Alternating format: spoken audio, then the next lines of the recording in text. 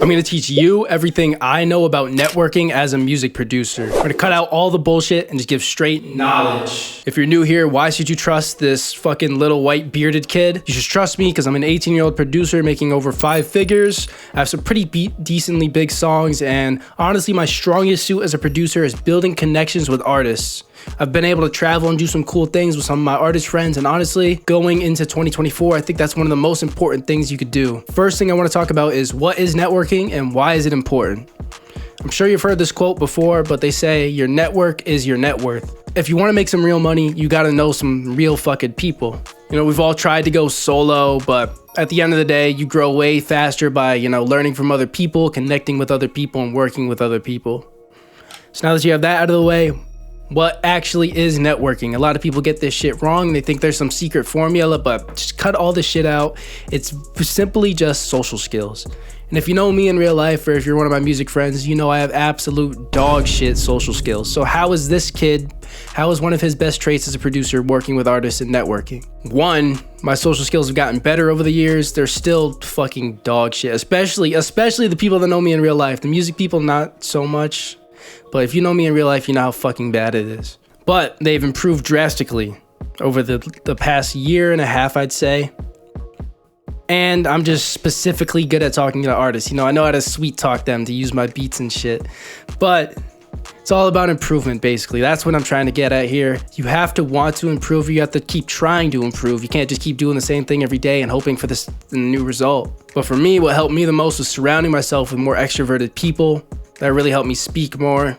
And overall, just put yourself in uncomfortable situations. You miss every shot you don't take. You've heard that before. Just take all the shots you can, and one of them are bound to land. So by now, ideally, you're not an antisocial fuck like me, and you want to build some connections. What I want you to do now is think of it from the artist perspective. We're going to use this in the example of you're trying to DM an artist to send them beats. Obviously, there's other situations, but that's going to be like the main one as a producer.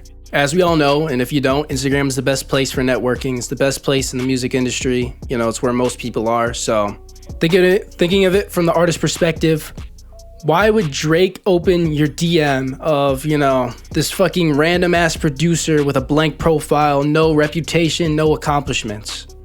So that's step 1, is building a good Instagram profile. Starting from scratch, let's say you have nothing, you just started producing. At the very least, post some good pictures of yourself. The way you present yourself really says a lot. Go get a good haircut. Speaking of that, I'm looking chopped right now. I really need one. Put on a nice fit, and then just take some cool looking pictures. That's what I've done here. I've only started building my Instagram recently.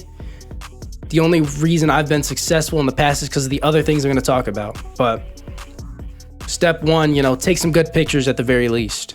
I didn't realize how important this was, but genuinely in music and in real life, as soon as I started going to a good barber, trying to present myself better, people genuinely started treating me different. It's kind of insane to think about that, but people will really make a first impression on you just based on how you look. So now you got some good pictures on there. That's not gonna make or break it, Now you got some good pictures. Drake's still not responding, obviously, who gives a fuck?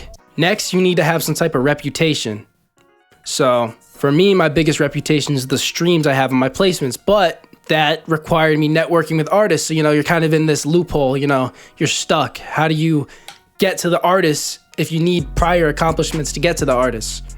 You need to build up some type of brand that doesn't require relying on someone else. And my favorite thing to do for that is a type beat channel, because that's purely your own growth. That's where you get your first few customers and your first few connections. You can also reach out to a lot of other producers from there. And overall, that's how you're gonna build up your first set of accomplishments. And also, a side note, producers are way more likely to respond than artists. So in the beginning, your first few connections should definitely be producers just to build up that following. So now you got some pictures, you could always also post some beats on your profile. You probably have a couple of followers and you have a couple of connections. If you have anything big, you wanna put that in your bio. If you have a lot of subs, or if you have a lot of streams. For example, I have the fact that I have 50 million streams across all my placements, but if you don't have anything big, then I wouldn't recommend putting it in your bio, 100 subs on YouTube, it looks fucking let's be real. I don't know if I can say that word anymore, fuck. But yeah, by then, that's really all you can do for Instagram until, you build up bigger connections and bigger placements and stuff. But for me, it's the last thing I want to talk about for Instagram, having mutual connections. For example, I DM'd an artist, I'm not gonna say names, but he has about 900,000 monthly listeners, so he's pretty big deal. Obviously not like a superstar, no Drake or whatever, but he still has a big following and probably wouldn't answer every single person's DM. In the DM, I simply said, oh, I've worked with a lot of other artists and producers that you've worked with, so I was wondering if I could send you beats. And then we had a conversation from there, and then I'm sending him beats as we speak. Haven't got a response yet, but we'll see. What I think really had him respond is that he probably clicked on my profile, and then underneath it always says, you know, followed by, and then whoever he's following. There's probably at least like 10, 20 people there. So that gives me credibility that all these people he's worked with have also worked with me. So, you know, he should have some respect for me right off bat. And that's also another example. That's how I really got my first 2 big placements. Some guy bought a beat off my YouTube channel, got a semi-big feature on it. I contacted that feature saying, oh, I just worked with you on another song. I was wondering if I could send you beats. And he said, yeah, and we locked in a song in there. And he got an even bigger feature on there. And the even bigger guy didn't respond. But you know, you win some, you lose some. Tried my best. So now I just want to go over a few more things that are important when DMing the artist, and then we'll get into later on how to build a bigger relationship with the artist. So for your first DM, don't just say yo. I hate when people say that to me. I know artists hate it too. Get on with your point. Just say yo, this, whatever you want, and then send it. If you don't get a response, don't spam them. You know, you could try again eventually, you know, later on, but not every day, not every week. You know, just wait a little bit, then you can send another DM. But I don't like to just spam their DMs. I usually just send 1 or 2 messages and then I'm done. I'll just send to their email, see if they see anything. If they don't, then, you know, just move on to the next person. Another thing that helps you build a bigger relationship is, you know, after you've sent them packs and maybe you got 1 or 2 placements, then that's when I like to go in for a bigger relationship. So what I do is I come to the artist with a song idea. I'm saying, oh, you might sound good on this type of beat, which might be something they never tried before. Then we end up making something brand new that's kind of new to them, but it also ends up coming out good. Because as a producer, I have a good ear for what artists will sound good on, maybe even better than the artists themselves. So with that being said, I've built some unique sounds with artists over the years, and that's honestly the best way I've done it. Because if I sent those same beats in an email pack without saying anything else, they probably wouldn't use them. But me coming to them with that idea made a way more unique song and honestly worked out very well. I wouldn't do that on the first interaction though. That's why I said try and build up some type of small relationship, just sending beat packs to their email first. And then from there, they see that you're a unique producer, you have an ear for what they sound good on.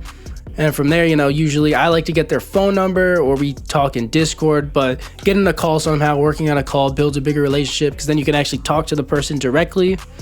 And then from there, you know, maybe you link up or you film a music video or something. That's what I did personally. But at the end of the day, you have to be a cool person. Even if you're meeting an artist, and you don't even have to talk about that you make beats. You just have to be a cool person, and then eventually it comes up, and then you get the artist to ask you to send them beats. You know, don't just automatically be like, oh, let me send you beats, you know? You have to be a cool person. Don't be too spammy. Don't be annoying. So let me tell you another story. And this is the last story. I know I keep fucking telling stories and shit, but it was me, an artist, and another producer in a call. This producer is so fucking annoying. Like, I don't know how to describe it. He just was not cool. And after that producer got off, the artist texted me. He's like, yo, I don't really fuck with that guy. I'm not gonna use the beat you guys made, but you can make me a solo beat and I'll use it. So I locked in the placement with him, but that other producer just absolutely fumbled the bag just because of how fucking weird he was. Overall, networking is one of the most important skills you can learn as a producer. I offer one-on-one consultation calls where I teach you guys anything about building your brand as a producer, networking with artists, how to sell beats, or even how to make beats. You can book one of those in the description below. Click here to watch another video, and I'll see you guys in the next one.